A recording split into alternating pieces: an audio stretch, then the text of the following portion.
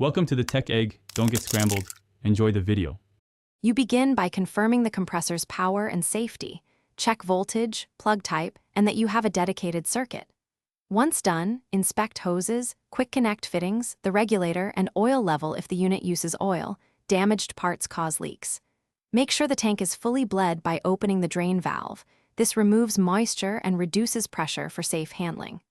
Now position the compressor near your work area, secure it on level ground, and keep the power switch off while you attach the hose.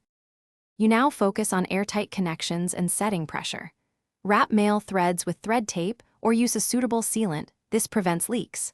Once sealed, push the hose into the compressor's coupler and tighten the fitting to the manufacturer's torque.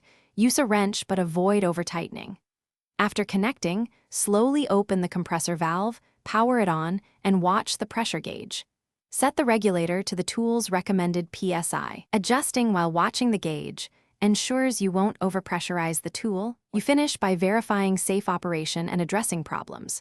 Run the compressor through a couple of cut-in and cut-out cycles while watching for steady pressure and listening for hissing that indicates leaks. Use soapy water to find tiny leaks at fittings. If you hear knocking or irregular cycles, shut down and inspect the unloader valve, pressure switch, and belts. If pressure falls when idle, check the one-way check valve, regulator seals, and tank drain. Replacing the faulty seal or valve often resolves the issue quickly. Thanks for watching. Consider subscribing if I helped unscramble your problems.